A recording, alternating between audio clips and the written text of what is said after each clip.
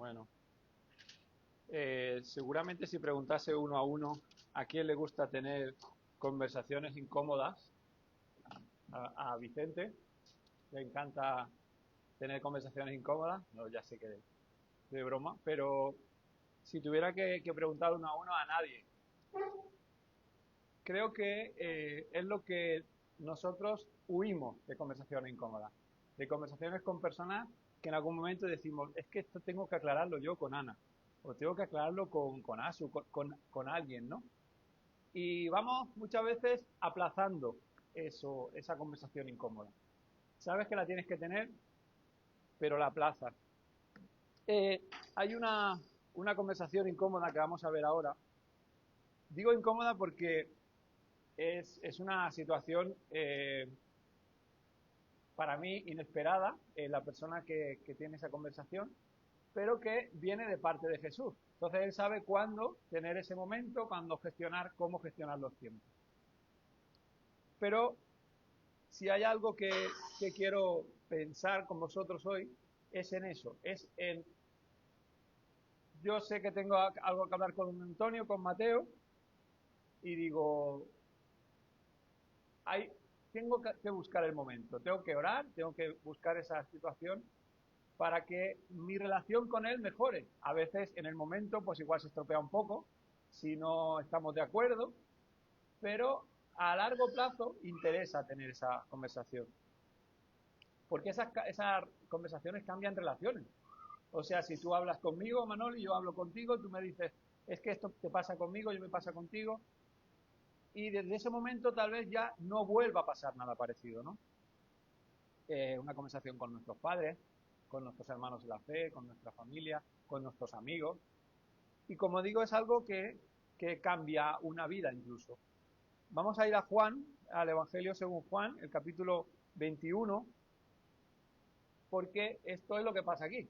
Aquí hay una conversación que Jesús busca. Jesús busca esa conversación en el capítulo 21. eh, Vamos a leer a partir del 15. Juan, capítulo 21, versículo 15, dice, cuando hubieron comido, Jesús dijo a Simón Pedro, Simón, hijo de Jonás, ¿me amas más que esto? Le respondió, sí, Señor, tú sabes que te amo. Él le dijo, apacienta mis corderos. Volvió a decirle la segunda vez, Simón, hijo de Jonás, ¿me amas? Pedro le respondió, sí, Señor, tú sabes que te amo. Le dijo, pastorea mis ovejas. Le dijo la tercera vez, Simón, hijo de Jonás, ¿me amas? Pedro se entristeció de que le dijese la tercera vez, ¿me amas? Y le respondió, Señor, tú lo sabes todo. Tú sabes que te amo. Jesús le dijo, apacienta mis ovejas. De cierto te digo, cuando eras más joven, te ceñías e ibas a donde querías. Mas cuando ya seas viejo, extenderás tus manos y te ceñirá otro, y te llevará a donde no quieras. Esto dijo dando a entender con qué muerte había de glorificar a Dios. Y dicho esto, añadió, sígueme. Jesús, para poneros en el contexto, estamos al final del Evangelio de Juan, Jesús ya ha hecho toda su misión, ¿vale? Ya ha enseñado, explicado todo la manera en la que las personas podían regresar a Dios, ha sanado, ¿verdad? Ha muerto en la cruz, ha resucitado y allí está con sus amigos. Aquel a Pedro que le había dicho, aunque todos se escandalicen de ti, yo nunca me escandalizaré. Os acordáis de esto, ¿no? Y yo creo que en ese momento Pedro no estaba mintiendo, simplemente él tenía seguridad en que él mantendría esa relación con Jesús, porque él lo amaba. Pero todavía tal vez confiaba demasiado en sí mismo. Entonces, con esa seguridad, como a veces hablamos, no, no, si yo hago esto y a veces, pues no lo hace. O yo estaré contigo siempre y a veces, pues no. Entonces le dijo incluso, aunque me sea necesario morir contigo, no te negaré. Y todos los discípulos dijeron lo mismo. O sea, no vamos a enfocarnos solo en Pedro, que es verdad, que él negó 3 veces al Señor Jesús, que conocía al Señor Jesús, sino que a los demás también se alejaron de él.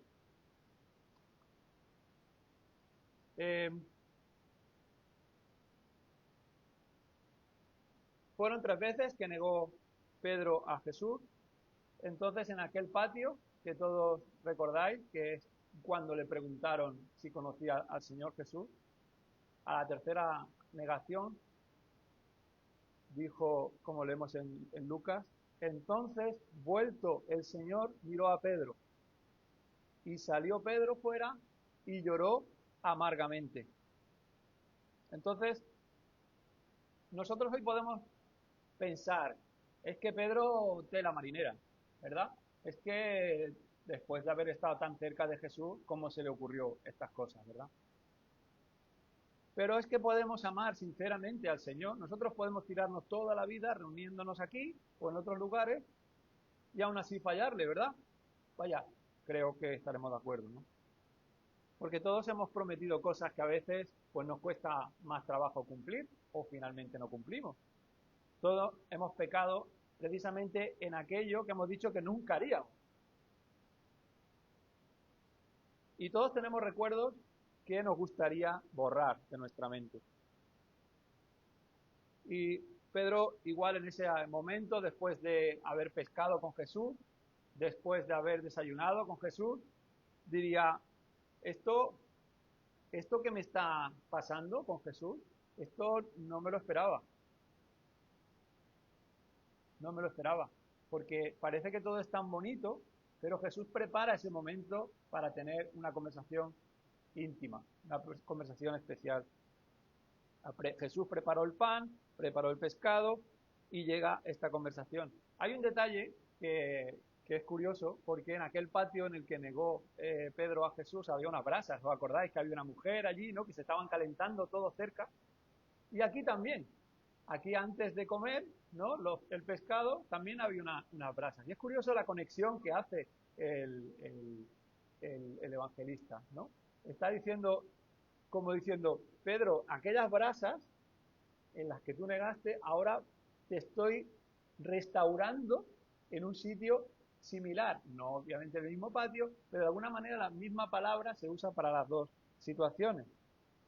Jesús no evita ese lugar, ¿no? Ese entorno con las brasas, sino lo que hace es diciendo, ¿te acuerdas de aquel momento tan triste? Pues ahora vamos a cambiarlo todo. Entonces Cristo comienza una restauración.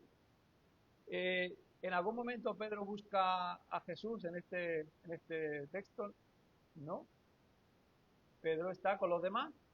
No sabemos si en el momento de ver a Jesús resucitado, no sabemos si dijo algo que no está escrito, porque yo no me lo voy a inventar, pero la realidad es que Jesús en ese momento buscó a Pedro, lo mismo que buscó a Zaqueo, ¿no? Que digo, está allí en el árbol y dice, tú vente aquí que yo voy a comer contigo.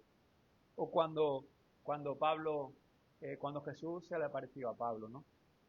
Siempre es Dios, como tú también has dicho hoy, que el que toma la iniciativa, el que tiene un plan para nuestra vida. No es que Jesús, nosotros busquemos a Jesús. Lo que está claro es que el Evangelio de Lucas dice, porque el Hijo del Hombre vino a buscar, ¿no? Y a salvar a lo que se había perdido. Entonces, no venimos hoy a un culto, sino, yo no quiero que parezca otra cosa, pero no solamente venimos a un culto, sino venimos a que el Señor Jesús nos hable hoy. Y con esta pregunta también. ¿Qué hemos dicho? ¿Cómo le pregunta Jesús a Pedro? ¿Me ama? ¿Verdad? ¿Amamos al Señor Jesús? Porque es romper un silencio con una pregunta profunda. Yo a veces pienso en mí y digo, tengo 46 años y llevo desde que nací prácticamente reuniéndome con los hermanos. Este entorno, esta forma de hablar de iglesia, yo me la sé de memoria. Pero ¿cuánto amo yo al Señor Jesús? ¿Cómo se nota en mi vida, verdad? Y Jesús no hace algo como podía haber hecho yo. Eh, Pedro, ven un momento aquí conmigo, que tú y yo tenemos que hablar. No lo dijo así. No le dijo, tú no me ves, ahora que me ves resucitado, ahora que ves todo lo que he hecho, ¿ahora me crees? No dijo, ¿me crees? ¿A que no? porque lo tenía al lado, lo podía tocar, sino que le dijo, me amas. Y yo digo, ¿no ha demostrado el Señor Jesús su amor a sus apóstoles, a sus amigos, a todas las personas que tiene alrededor? ¿Lo había demostrado? Sí, lo había demostrado. Pero aún así le dice, ¿me amas al que más necesita pensar en esto? Pedro amó más en ese momento que le negó a su propia seguridad que a Cristo. El predicador Charles Spurgeon decía que Jesús hizo lo mismo que hace un médico cuando quiere conocer el verdadero estado de un paciente. No comienza mirando las manos ni los pies, busca el pulso, ¿no? Y el corazón, en ese momento, el corazón de Pedro necesitaba esa pregunta. ¿Me amas? No entiende, no dice, entiendes mis enseñanzas, ya te has dado cuenta de quién soy, ¿verdad? No dice nada de eso. Nosotros a veces podemos caer en eso, ¿no? En preguntarle a las personas que tenemos alrededor, ¿lo has entendido? ¿No? ¿Tú amas al Señor? Porque cuando amas algo, se nota, hermano. Cuando tú estás cada día tomando decisiones, tú lo haces porque amas esa decisión. No caigamos en la tontería de decir, no es que la vida va por ahí, la inercia, no, es que tú eliges muchas cosas en la vida. Tú eliges, pues si a mí me favorece engañar para ganar dinero, pues yo ¿qué amo? Amo el dinero. Si yo en una relación tengo unos ciertos deseos, pues ¿qué hago? Tomo decisiones en base a esos deseos, porque son deseos de mi corazón y es amor que siento. Cuando yo amo a Julia, a Clara, a Rubén, yo no es una obligación, es que yo tengo esa necesidad de amar, que a veces es correspondido, que a veces me porto mejor con ellos que otras veces. Hay que asumirlo, pero eso forma parte de nuestro carácter, del ser humano. Yo lo que decido hacer es porque lo amo, porque tengo un afecto por esas cosas, por esas personas, ¿no? Y el Señor Jesús hace esa pregunta para nosotros también hoy. Porque a veces pensamos, no hombre, Abraham, no me calientes la cabeza porque yo llevo muchos años en la iglesia. Hay personas que nos confiamos de nuestras propias decisiones. Me bauticé, predico, eh, hago cosas visiblemente para los demás, pero muchas veces es una inercia nuestra, de nuestra vida. Es una tendencia de nuestro corazón, porque van mis padres, porque yo toda la vida lo he hecho así. Pero preguntas así tienen que volver a nuestra mente, a nuestro corazón. ¿Me ama? Y es una cosa que es algo útil para nosotros. Porque saber mucho de Biblia y no practicar, como dice Pablo en su carta, el conocimiento envanece, pero el amor edifica. O sea, yo da igual de lo que diga hoy. Da igual si yo luego no amo como debo de amar. Si yo luego no reacciono como debo de reaccionar. Porque no es solamente porque yo tenga que mostrar una imagen, sino porque Dios sabe quién soy. Y hoy lo hemos cantado de nuevo. Tus ojos revelan que yo nada puedo esconder, hermano. Nada podemos esconderle al Señor. Es posible defender la verdad y amar poco a aquel que es la verdad. Como decimos siempre, Jesús es el camino, la verdad y la vida. Pero nuestra actitud, la tendencia de nuestro corazón, en esa tendencia tiene que notarse que amamos al Señor. Y el Señor no está buscando condenar a Pedro, ¿eh? Está diciéndole una pregunta profunda. Porque conoce el corazón de Pedro. ¿Se siente mal? Pedro se siente bien. Se siente mal, ¿verdad? Por lo que hizo. Se siente en lo más hondo. Y le dice, ¿me amas? Y ahora vemos cómo responde el Señor. Porque le dice, sí, tú sabes que yo te quiero, ¿no? Tú sabes todas estas cosas. Pero después de cada respuesta de Pedro, que Jesús responde exactamente igual, dice, apacienta mis corderos, pastorea mis ovejas, apacienta mis ovejas, ¿no?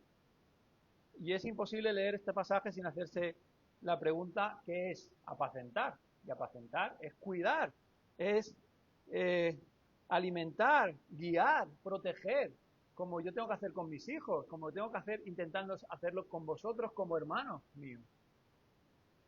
Pero él estaba acostumbrado ¿a qué? A pescar. Él estaba acostumbrado a otra cosa. Entonces Jesús está utilizando el lenguaje para cuidar de personas, cuidar de aquellas personas que en su momento dudarían de él. ¿No creéis que dudaron de él? Los apóstoles, los amigos, diciendo, pero si este es el que va adelante, ¿cómo se le ocurre negar a Jesús, verdad? Jesús de alguna manera le está diciendo, demuestra que me amas cuidando de quienes yo amo. Porque Jesús no separa nunca el amor hacia él del amor hacia las personas. ¿Os acordáis cuando el escriba le pregunta cuál era el mandamiento más importante? Jesús le respondió, amarás al Señor tu Dios sobre todas, con todo tu corazón, con toda tu alma, con toda tu mente y con todas tus fuerzas, ¿verdad? Y luego dijo, y el segundo mandamiento es semejante, amarás a tu prójimo como a ti mismo. Entonces no son dos mandamientos desconectados. Si yo digo que amo a Dios, pero me pego una paliza con otra persona, no tiene sentido.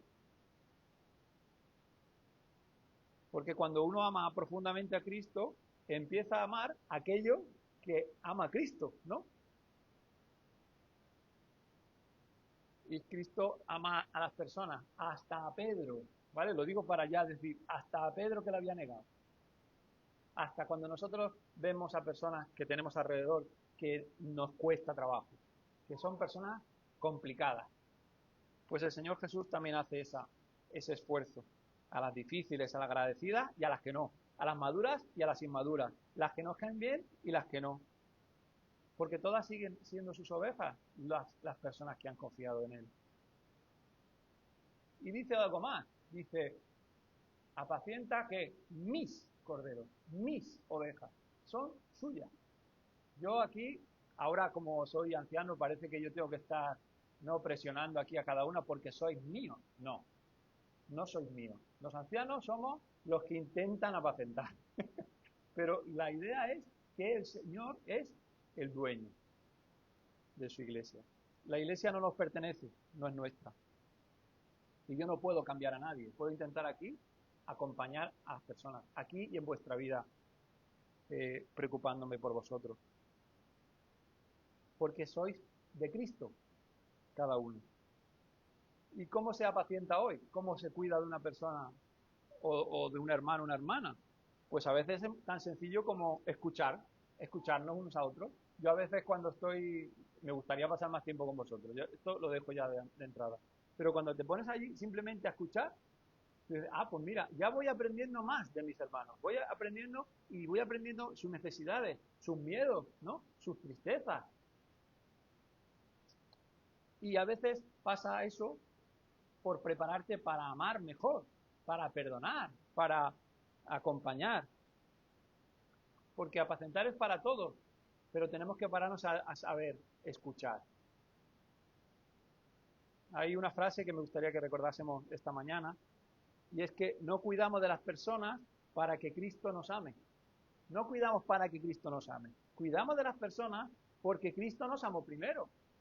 Si hemos recibido ese amor, es algo que tenemos que transferir. Y ese es el orden del Evangelio. Primero gracia, luego servicio. Primero restauración, después misión. Primero el amor de Cristo y después nuestro amor hacia los demás. Decía un escritor que se llama Barclay, solamente podemos demostrar que amamos a Jesús amando a los demás. Y eso lo dijo el mismo Jesús, ¿no? Por esta actitud de amar a los demás. Nosotros somos una iglesia pequeña, hermano. Muchos llevamos años caminando juntos, nos conocemos muy bien, sabemos cuáles son las fortalezas y las debilidades de cada uno, ¿verdad? Cada uno aquí sabemos de hace tiempo.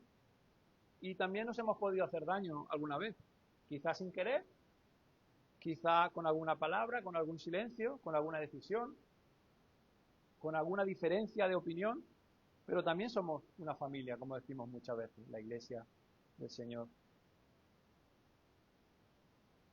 Y por eso a veces tenemos que hacer como Jesús, esa conversación pendiente, esa conversación incómoda, esa conversación que nadie normalmente quiere tener, pero que puede llegar a una restauración, a una reconciliación. porque eso es lo que hace Jesús. Lo restaura a Pedro para reconciliarlo con sus hermanos. Porque no solamente, el Señor no solamente reconcilia al pecador, a la pecadora con Dios, también reconcilia a los hermanos entre sí. Tenemos que tener esa voluntad, tenemos que poner de nuestra parte cada uno.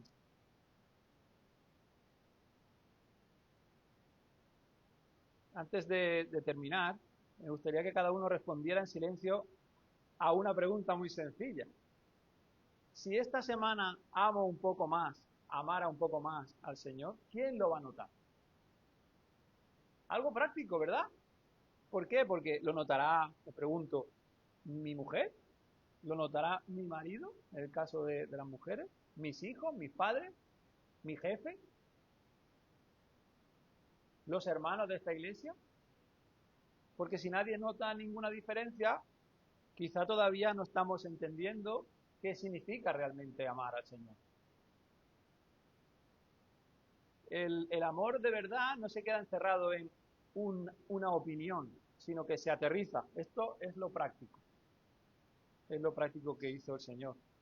Estábamos perdidos, envió a su Hijo, murió en la cruz, resucitó como forma de demostrarnos su amor. Y después de restaurar a Pedro al final del pasaje de estos versículos, después de preguntarle 3 veces si le amaba, después de comendarle el cuidado de los demás, igual esperábamos que dijera, ahora Pedro, todo irá bien. Claro, porque ya ha sido perdonado, ya ha sido restaurado. Pero ocurre exactamente lo contrario. Jesús mira a Pedro y le dice, de cierto te digo que cuando eras más joven, te ceñías e ibas a donde querías, pero cuando ya seas viejo, extenderás tus manos y te ceñirá otro, y te llevará a donde no quieras. Y Juan añade inmediatamente, esto dijo Jesús, ¿no? Dando a entender con qué muerte había que glorificar a Dios. ¿Y qué dice después? Sígueme. Es una conexión con la posibilidad que tenemos nosotros de sufrir como cristianos. Y esta es una realidad que nadie quiere, porque siempre hay un riesgo detrás de ofrecer el Evangelio. Y es decir, bueno, a partir de ahora tu vida cambiará. Y claro que cambia, pero no hay en la Biblia algo que te diga, es que a partir de ahora vas a dejar de ser pobre. No vas a tener problemas con tu mujer, con tus padres. No, no es eso. Es que tú has sido restaurado porque el Señor te ha perdonado. Entonces, desde ese momento tú empiezas a caminar de otra manera, sintiendo la identidad cristiana, sintiendo el amor del Señor, que te ayuda y te anima a tomar decisiones. Jesús nunca llamó a nadie ocultándole el coste del seguimiento, del discipulado. Cuando llamó a Mateo, Mateo tuvo que dejar la mesa de los impuestos, ¿no? Ya salió de allí, dijo, y siguió a Jesús. Cuando llamó a los pescadores, dejaron las redes. Cuando habló a la multitud, dijo, si alguno quiere venir en pos de mí, niéguese a sí mismo, tome su cruz cada día y sígame. Entonces, también tenemos que preguntarnos, no solamente si amamos a Jesús, o cuánto amamos a Jesús, sino qué debemos de dejar en nuestra vida para seguirle con más cerca. El cristianismo nunca ha sido una invitación a una vida más cómoda. Al menos es lo que vemos en la historia de las personas que han destacado. Siempre ha habido problemas, siempre han tenido que luchar, siempre han tenido que agarrarse al Señor para seguir adelante. Ser fieles cuando sería mucho más fácil abandonar. Y aquí está la diferencia. Pedro ya sabe cómo terminará su historia. Y aún así, sigue a Jesús. Es que esto es brillante. Porque te dice, no solamente te perdono, no solamente te ofrezco la posibilidad o te mando a la misión de cuidar de mis hijos, de mis hermanos, de tus hermanos, sino que te aviso de que tendrás problemas y te digo, sígueme. Y el Señor hace algo en el corazón de Pedro. Porque si no hubiera dicho, sígueme, nosotros no sabríamos nada de esta historia. Porque Pedro, si no hubiera seguido a Jesús, no habría hecho miles de cosas que hizo a lo largo de su vida. Porque porque amó a Cristo. Las personas como nosotros abandonamos aquello que nos parece secundario, pero lo que amamos nos cuesta mucho abandonarlo. El amor sostiene la obediencia cuando las emociones desaparecen, sostiene la fidelidad cuando llegan las pruebas, sostiene el servicio cuando nadie nos aplaude. No es casualidad que Jesús primero preguntase, ¿me ama? Y solo después de contarle todo lo que podría pasarle, siguiéndole, le dijera, sígueme.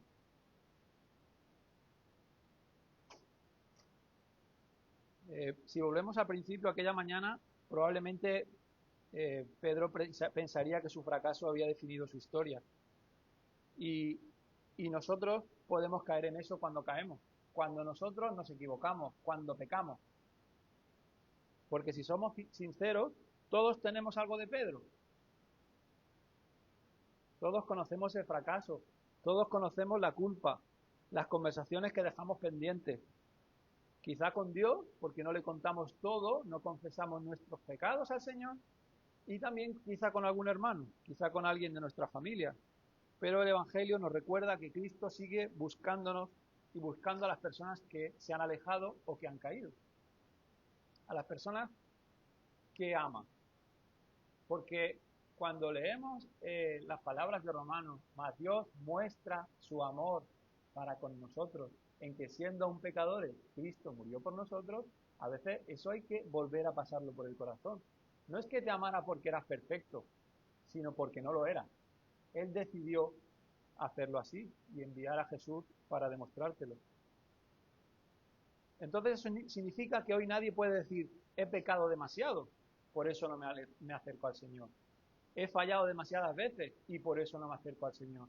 He ido demasiado lejos en alguna cosa y no me acerco al Señor. Porque es el mismo Cristo que restauró a Pedro, el que sigue restaurando hoy a quienes lo buscan.